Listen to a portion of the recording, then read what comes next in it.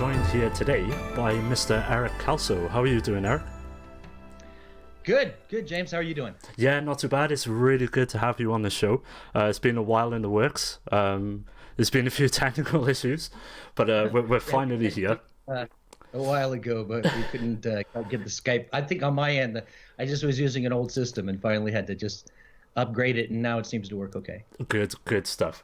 Right, so what we'll do, we'll jump into the questions. So I've got a few questions for you here, and then what we're going to do, we're going to go through some community questions we've gathered through Facebook, Twitter, and Patreon. But the first question I have for you here, which is from myself, you've been involved with a wide range of video game projects, such as Tekken, Dead or Alive, Virtua Fighter, and of course Shenmue.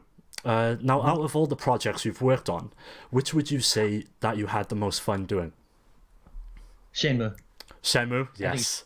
Yeah, because like Virtua Fighter, they were really fun games, and F-Zero and things like that. But a lot of it was just the exertion sounds. Yeah. You know, kind of things. And I was able to play 3 different characters for the same game. Yeah. And can kind of see how they all worked into the story, and it was a much longer shooting schedule as well. So, yeah. How long was the actual shooting schedule for it then? Like, how long did it take to complete the lines that you were given?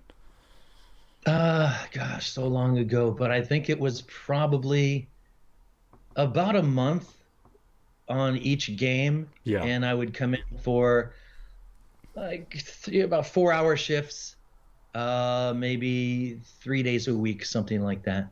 Oh, okay, that's cool. It's good to know that Shenmue was the one you had the most fun with, because most of my followers are Shenmue fans themselves, so I'm sure they'll be glad to hear that.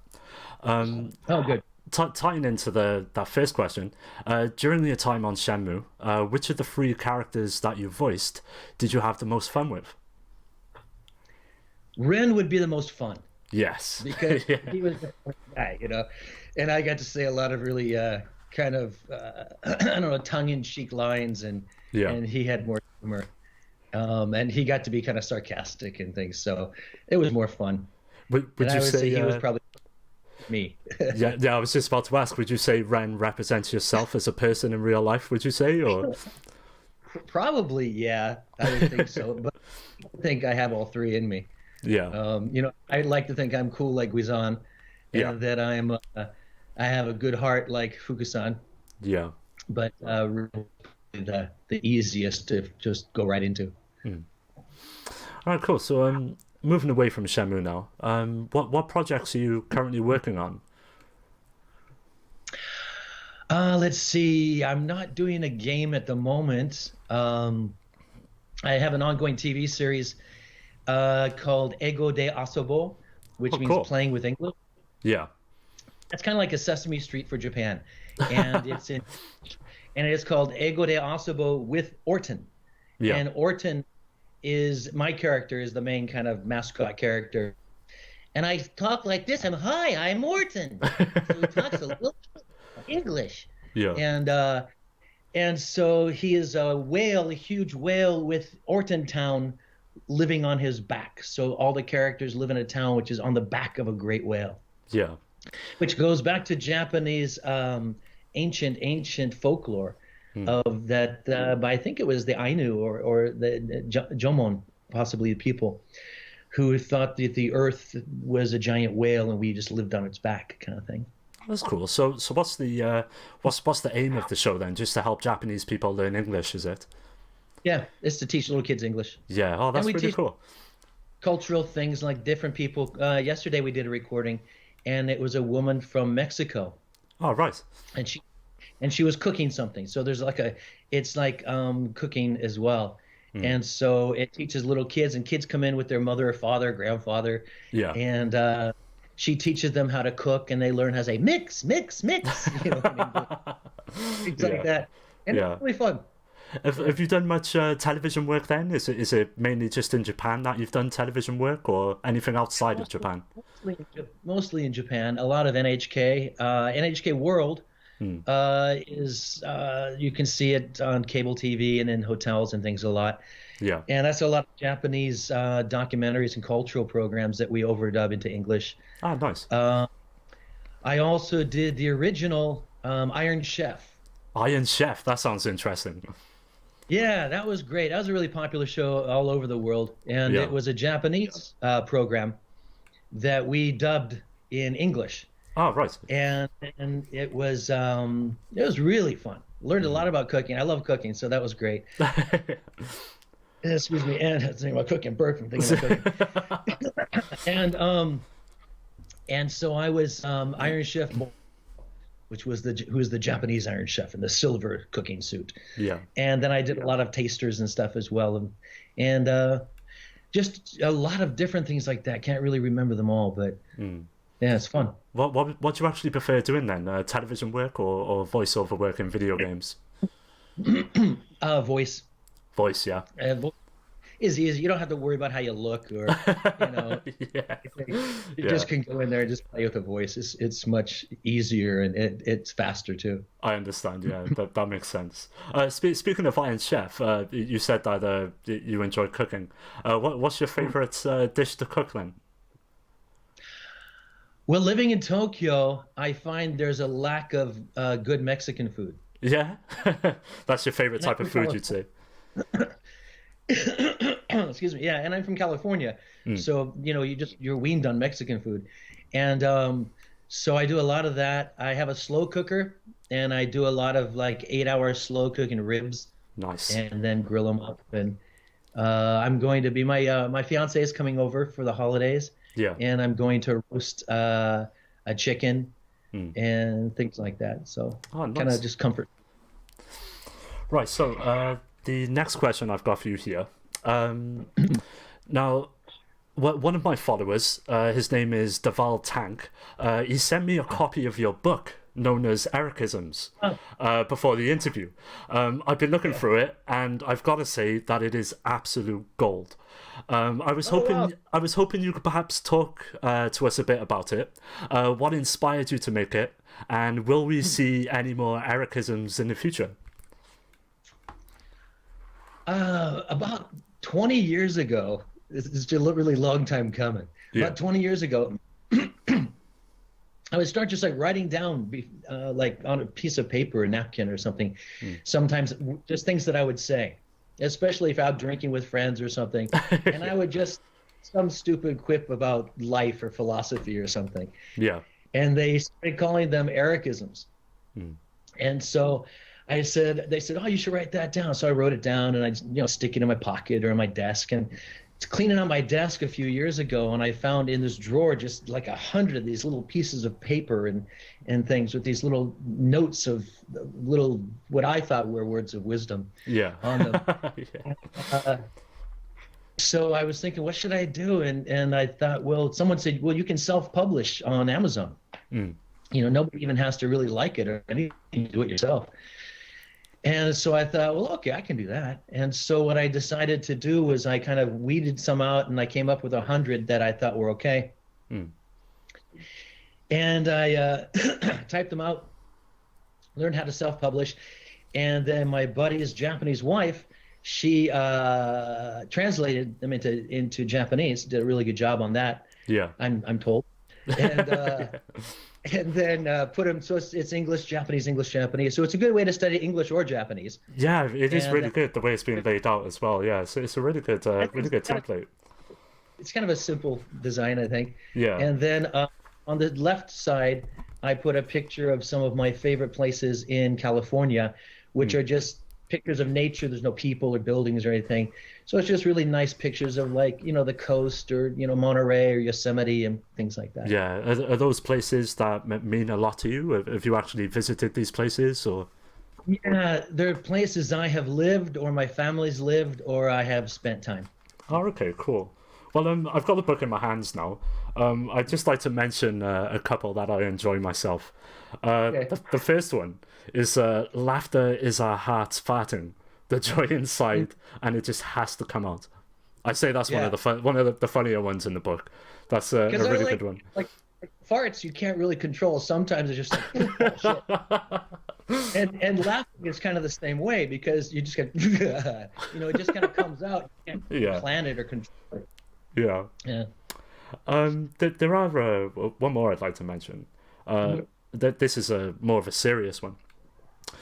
Having more good things is not the goal. Having fewer bad things is. I think that's really good advice overall when it comes to life. And there's other extracts like that throughout the book. So if anyone is listening who's interested in picking up the book, I'll leave a link down in the description, and hopefully they can go and check that out. Yeah, it's just on Amazon. Yeah. Amazon Books. It's just called Ericisms. Yeah. Have you ever thought about doing a second volume? I am. I'm most of the way through a second volume, and a lot of them are ones that were a bit too a bit controversial spicy. or a bit too spicy for the first one. Oh, fair enough. I look forward to that one. And some of them are about like religion that my mom didn't like in the first one because she's a real churchgoer. Right. And I'm not. And so she says, well, I want to buy these, but I want to be able to give them to my friends. So I don't want, I can't really feel comfortable giving them to my Christian friends if it's kind of, ranking on religion a bit. So I cut those out. And so I put those in the second one. And the first book is called Ericisms, Thoughts on Life That Spill Out of My Mouth from Time to Time. Yeah. And the second one is called Ericisms, Spilling Harder. Oh, okay, so, Spilling Harder. That's a good title. So it just has ones that are a little bit rougher. Yeah. It talks about Japan a bit. Yeah. And America and different topics as well. Is there an ETA on when you think that'll be out? Not yet. No. Not yet? Oh, okay. Sort of a side project at the moment, then, is it? Right. Yeah. Didn't make any money for the first one, so. But I didn't really do it for money. I just did it because I had all these things, and I thought, well, I should kind of put them together in some kind of format. Yeah, it makes sense. And it's a really good idea. Give most of them just away to friends and family and things. But some people bought them, and they said they liked it. So it's a good toilet read. It's a good coffee table book. You can just pick it up, put it down. There's no story or anything. Yeah. I heard one person said they were planning to read it on the plane. And so it's kind of like that. Yeah, well, if anyone's listening and who's interested, as I said, there'll be a link down below. So follow that if you want to pick up the book.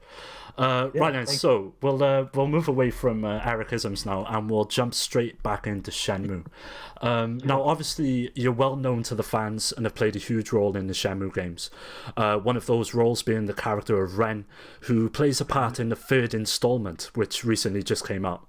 Now, we've heard stories as to why you did not return to voice the character, but there's never seemed to have been a definitive answer.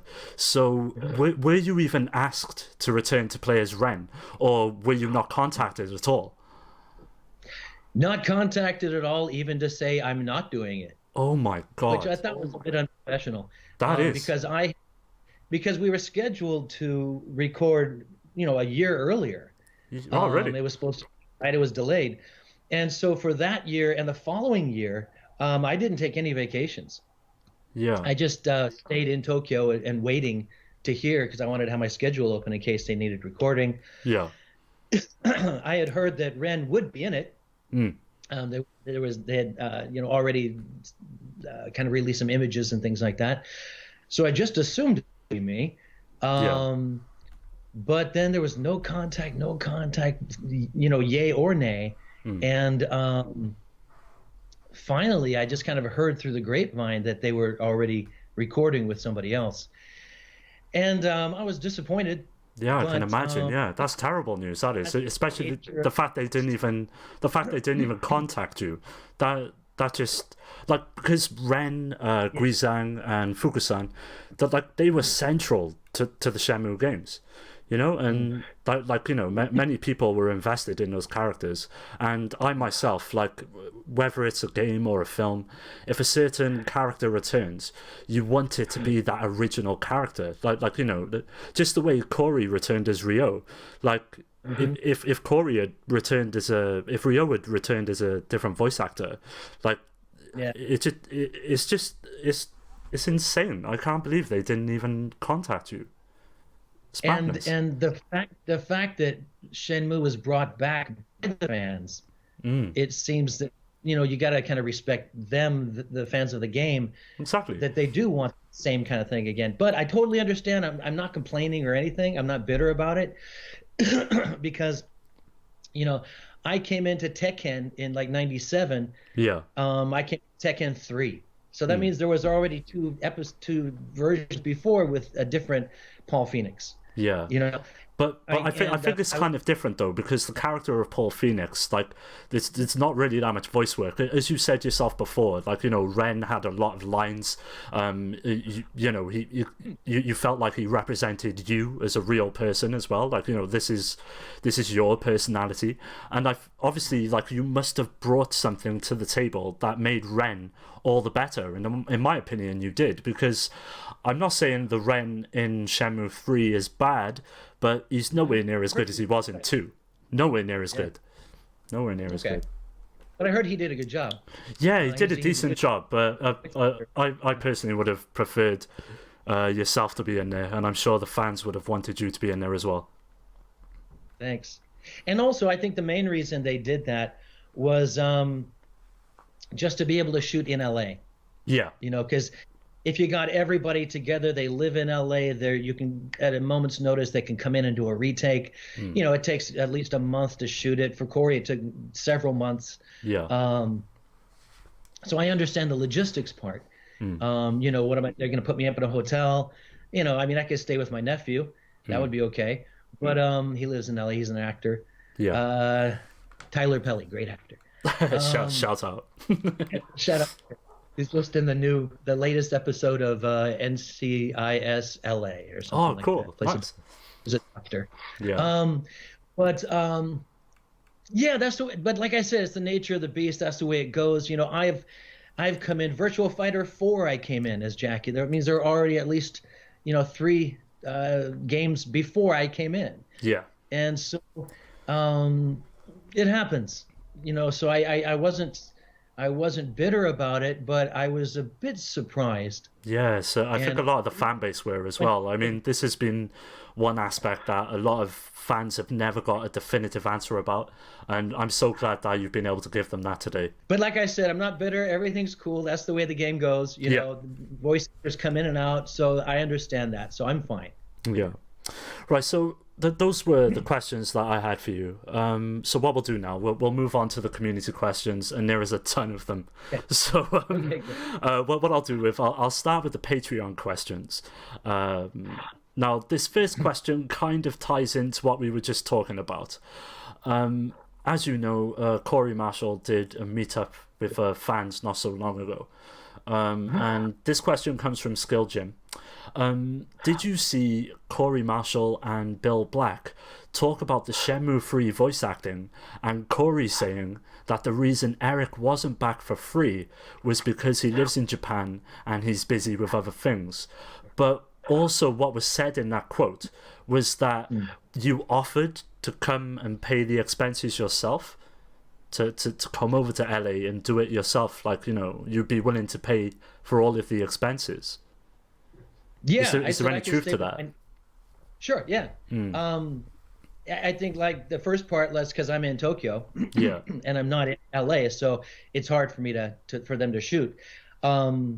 Although nowadays you could even you could record in Tokyo, and they could be right there listening in LA and advise and everything. Yeah. But I guess they wanted everything together. Because most of the time with video games, you're shooting separately anyway. You're recording separately for voice acting. For video games, for movies, everything. 2 voice actors can have a dozen scenes together in a movie or a video game, never even meet. And usually they don't meet, and usually record separately. Yeah. So I think it could have been. But I understand they wanted to keep all the eggs in kind of one basket, and that's cool. And so I think that was the main reason. I could fly over and just stay with my nephew for a month. Yeah, as you said, that would have. And so, I think I did offer that. Yeah. Oh, that's a shame. Right. Well, we'll get into another question from Patreon. This is from the same user, Skill Jim. Have you heard the new voice actor for Ren, Guizhang, and Fukusan? Have you actually managed to get the time to listen to the work that he's done? I listened to just what was released from Suzuki-san from that was first the scene with Ryo and Ren, where he just says like sentence or something in the one of the trailers, is it? Yeah. That's all I heard. I had played the game. Yeah. Okay. This comes again from Skill Jim. Would you be open to re-recording your own original voices for the characters and letting fans replace the voice through mods, which is possible with the PC version of the game? I am in the process of doing that right now for the phone calls. Oh, okay, cool. With Fukusan and Guizan.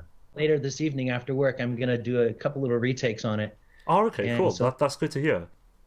Yeah, and it was fun. It was really fun to live those guys again, you know. Yeah, definitely. And to hear it, you know, with Fukusan getting dumped by his girlfriend. Yeah. I felt so bad for him, you know, because he's like, Kimmy dumped me. He's like, oh, it's really hard to get over, you know, and he was having a hard time with it, and so I could really feel for him because, you know, he's a pretty sensitive guy, you know. So it was good to kind of hear what's happening in Fukusan's life. I felt like he's a friend of mine, you know. It's like, hey, Fukusan, what's up? You know, I got dumped. Oh man, it's okay. You'll be fine. Right, so this is the last question from Skilljim now. Many of the fans dream about visiting or even living in Japan. Can you give them any advice or information on what life in Japan is really like, or at least your experiences since moving out there? I've been here 33 years, so it's worked for me. And that's a good point. You know, it doesn't work for everyone.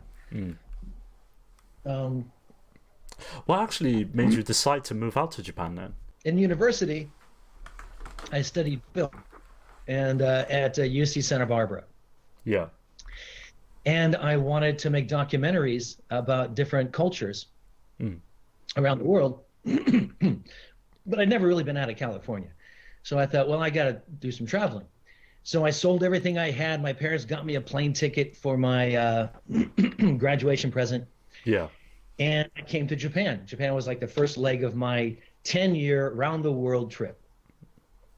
And my plan was to spend 10 years traveling around the world, just working, you know, doing any kind of jobs. I knew I could teach English. Japan was the first place I came.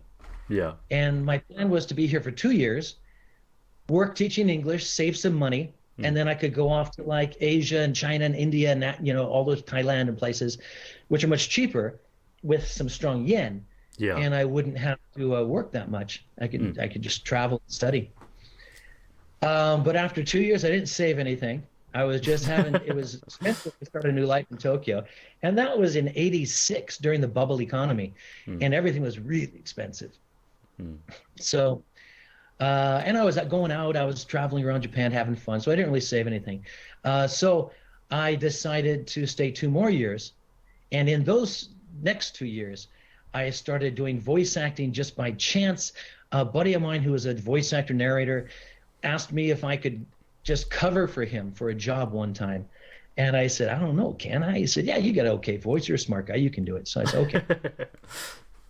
And so I did it, and I liked it. It paid a lot better than teaching. Yeah. And so that to me, and that client started calling me, and I kind of sussed out how to do the agent. There are agents, you know? And so I kind of did that. And one thing led to another, and at the time I was teaching high school and college and things like that, and started working a little bit for NHK, the TV and radio company. Yeah. It's like BBC here. Oh, okay. And then as my voice work picked up, I started down on the teaching, and I cut the high school, I cut the college and things like that. Yeah. Okay, fair enough. Sounds like a really... And that was... Yeah, it was really a lucky situation for me because it's kind of a catch-22 because you can't really get the jobs unless you have the schedule open to take the jobs, and you can't really have the schedule open because you're working. You still have to survive and make money somehow. Yeah, exactly. Yeah. So mine worked out for me. But living in Japan is great. I love it that I did it. Is wonderful woman. She's I've been married once before. This would be my second marriage, both Japanese. Yeah. And she's just the most person I've ever met. And Tomoyo, her name is Tomoyo.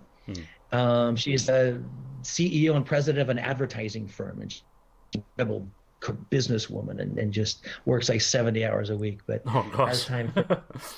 Has time for me, so I'm really happy. But Japan's great. It's a real dichotomy of things. It's really old, traditional, kind of hard rules kind of thinking, but at the same time it's kind of like young and wacky and very flexible in other ways. People are very nice, not as friendly and hey, how you doing as in a lot of other countries, but they're very kind and have very good manners, and really things. Crime is practically nothing.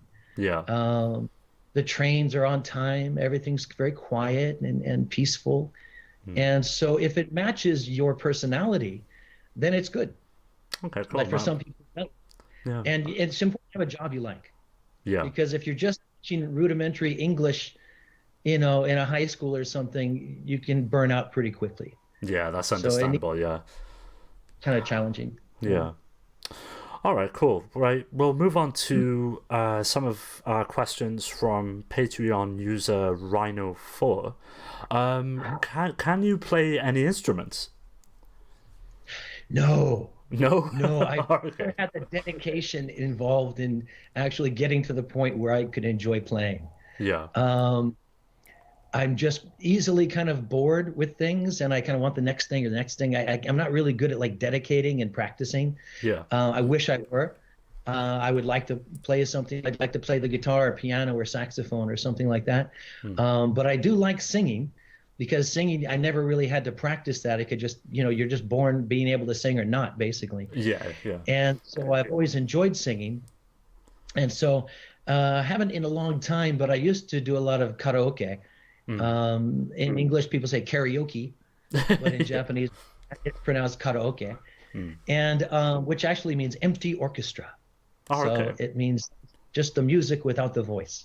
So, what's your favorite style of music then? Probably old rock. Old rock, yeah. What sort of bands? 60s and 70s and things like that. Just kind of remind of what I grew up with. Like Led Zeppelin, stuff like that. Not quite that hard. A lot of them. I always open with Desperado by the Eagles. Oh, the Eagles, yes. I found it's a nice, easy song. As everybody's kind of looking through the book, deciding on what they're going to sing, I can just put that on first and sing it. And then by the time I finish, somebody has decided on their song. So... All right, cool. So we've got another question from Rhino on Patreon. What is your favorite Ericism? Oh, shit. I'd have to look through it. I like the farting one. Yes. That is a good one. Yeah. There's kind of themes. I've found people have said that they have found that then I realized there were themes, and two of the themes are, at least one of them is about fear. And I think fear, even when people don't realize they have it, a lot of the decisions, a lot of the things they're worried about, a lot of the problems they have in life are built around their own fears. And I think that's an important thing to recognize and to yourself, and just not to be afraid of things. And they go so much more smoothly if you can just get out of your own way. Another one is about, other things are about like death and things, and which goes right back to fear, So I made the book in 3 parts. The first part is called Sun. The second part is called, which is like the happy, humorous kind of light things. The second chapter is called Wind, which is about changes and different ways of looking at things, because the wind kind of brings changes.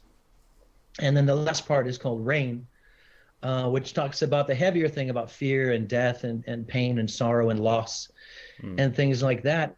But which is kind of sometimes associated with this and the kind of the heaviness of rain. But rain also brings life. So they talk about the difficult things in life, but with a kind of a positive twist to them. It's like, but it's okay, Yeah, these things are hard, but you'll be okay. There's a bright side to it, yeah. Yeah. Okay, cool. That covers all of our Patreon questions. What we'll do now, we'll move on to some of the ones we sourced from the Shenmue subreddit. Most of these you've already asked. You've already answered during our chat. So I'll miss some of those because those answers have already been said. Right, this one comes from Mavoti. Did you ever play Shenmue 1 and 2? If yes, did you complete them? And did you play them more than one time? I'm not a gamer. I never have been video games. Like I said, I'm 57. Yeah. And when I was, I'm 57 on Sunday, actually. Oh, and happy birthday for Sunday. Thank you. When I was in high school, it was like Space Invaders and Asteroids. Yeah. And they're not quite the role-playing, immersive kind of. And so you play it a few times at the pizza parlor while you're waiting for your pizza or something, and then you're done. And so I never really got hooked. Also, I've never been a person who likes games. I don't really like sport games. I don't like competitive things. Yeah. I don't like board games. I don't like card games. So I've never really been like a competitive game person. And so it just didn't really hook me. I like sports. I mean, if they're like activities, I like surfing and sailing and scuba diving and things like that. Yeah. But I've never been into, I don't really care if I win or lose. And so I couldn't really get emotionally involved in a game. Okay, yeah, that's fair enough. I just didn't play. But I do like watching them. I like watching other people play. And I've seen on YouTube a lot of scenes from Shenmue. And I like watching them, especially the ones with my characters. Yeah, of course, yeah. That's how that works. So that came out okay, So that, yeah. Okay, cool. We've got another question here from Facebook from John Noel Cleary. What were your favorite lines as Ren, and your favorite scene from Shenmue 2 that you can remember?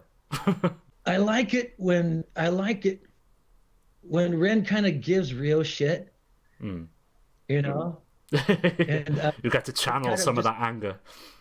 Kind of calls him, come on, you dumb kid. But he's always like, yeah, it's okay. You can contact me. You know where to find me, kind of thing, And he's like, hey, that's not bad for a kid. It's kind of fun when he gives him a hard time. And he had a great like kaboom boom. Ren has a lot of the great like Schwarzenegger. Is like What are some of the Schwarzenegger things in the movies? I'll be back. I'll be back. Get to the chopper.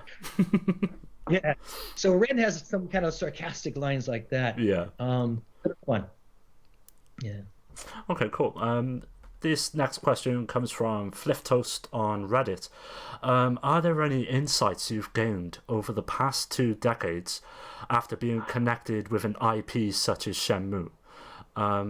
Anything in particular stand out about the content itself or the fans of the series?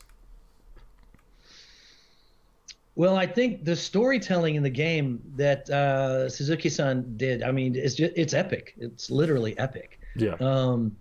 And so I think he just did an amazing job. And I'm interested to see the story of 3. I won't play 3, but hopefully I watch it on YouTube or something. And if 4 comes on, I'd love to see those as well. If I'm involved, if I'm not, I still support it. It's wonderful. Yeah. But the biggest thing that I've noticed about Shenmue is the fans of the game. and it's just the Shenmue family. And it's the only reason this was made was because of the fans, and they showed so much support. I've never seen anything like that. Any kind of movement, any sports teams or game teams or anything with that kind of dedication. And I just am blown away by the commitment that people have. It's not just fans that say like, oh yeah, I like that, that's fun. But they're involved in a community. And it just blows me away. And I always tell everybody that if you actually take the time and you do the sojourn to Tokyo and to Yokosuka and all these different places that you want to go to see the locations in the game, contact me. You can contact me on Facebook or through my website, erickelso.com, and let me know. And I'll meet you for a drink, for lunch, for dinner, anything in Tokyo. I've done it many times with different people, and I always love it. It's great. We'll talk about all things Shenmue. Okay, cool. Right. I've just gone through these questions again. A lot of them have already been answered in our chat. Right, here's another one from Rhino. Will you ever reprise the role of Paul Phoenix from Tekken? I don't know if they ask me. Yeah, you'd be open for it. Oh, yeah, anything. Okay, here's a fun one. This is from Flip1988 on Reddit again. If you could make one change about Fukusan's character, what would that change be? I would like to see him come into the Shenmue 3 or 4. Because right now he's there just in voice, right? Yeah, just on the telephones, yeah. But I would like to see how he's growing up. He's just this kind of young plebe at the dojo, kind of under Ryo's wing a bit. But he's holding down the fort at home, and kind of taking care of Ine-san, and I'm sure she's taking care of him as well. And he had his first girlfriend, so, dude, you got a girlfriend. That's great. And so I would like to see him and hear him talk more about his life. I'd like to see him in like a real fighting situation, not just in the dojo, but actually take on some guys, like with, it's back to back with Ryo, I think that would be really fun. And just see how he grows up. Speaking of martial arts, did you practice any yourself or anything you've done in the past? No, like I said, I have no dedication. Just the karaoke, man. Yeah, that's about 3 minutes at a pop. That's easy. But yeah, I respect it. I think it's very interesting. I think if I did choose one, it would be Aikido. Yeah. Because I just love the idea of using somebody else's movement against them instead of just punching the shit out of somebody. Yeah. It's kind of like that whole movement and working on pressure points and things. I think it's a little more intelligent martial art in a way, and it's not as aggressive. Yeah. So I'd really be interested in that one. And I almost joined and started doing that when I first came. But then they said, yeah, it's every morning at 7 a.m. I'm like, yeah, I don't think I'm going to be able to continue doing that, to make it work for me. Yeah. So. Okay, cool. Well, that does it for all of the questions. There is one message from a fan known as Bang Space on Reddit, who just wanted to say thank you for your work, and you're easily one of the best of the high-profile English voice actors on the original Shenmue voice cast. So I thought I'd just quickly get that in there. Thank you. I had a great time. Right, and Eric, that does it for all of the questions. So if there's anything you would like to talk about, any message you might have for the fans, feel free to mention it. I'm just happy that you actually asked me to be on here, that there's still support for Shenmue and the cast of Shenmue. Like I said, I think the Shenmue community, the Shenmue family is just amazing. I'm inspired. I've never been a part of any kind of group or family or team or anything before. And my mail just came up on there, excuse me. blocking right there. So it's kind of fun to be a part of it. Even though I'm not active in the Shenmue community in the game 3, I still feel like I'm part of the family, and that really feels good. And so keep playing, keep pushing for Shenmue 4. I hope Shenmue 3 does well in the box office, so to speak, so we can have a Shenmue 4. And yeah, I just keep playing, keep having fun. We'll definitely be pushing for you to return in Shenmue 4. All right, Eric, it's been really good chatting to you, man. I hope you have a good day, okay? Yeah, keep in touch and come to Tokyo sometime. We'll hang out. Definitely. Yeah, I'll definitely drop you a message. That'd be great. I really want to go there at least once in my lifetime. Love it. Everybody should visit Japan at least once in their life. It's like, I don't even know. I'm going to say it's like seeing the pyramids or something, but it's because it's just the people, the culture, the food. My God, the food. People are nice. It's safe. It's easy to get around. Everything's very efficient. And just the eating and drinking and the culture, it's so modern but so old at the same time. I'll stay in touch. And if I ever do make the journey, I will definitely drop you a message. That'll be great. Okay, bud. All right, Eric, you have a good day, okay? Nice speaking to you.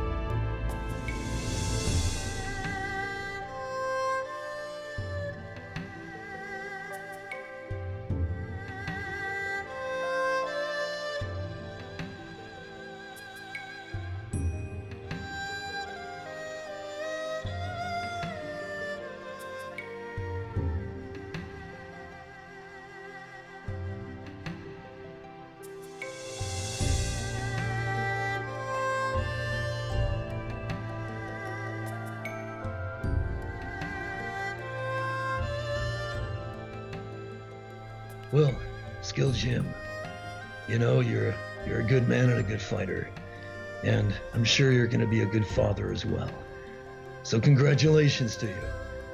Play hard, play fair, and teach your son to do the same. And I'm sure he will grow up to be a great man, just like you.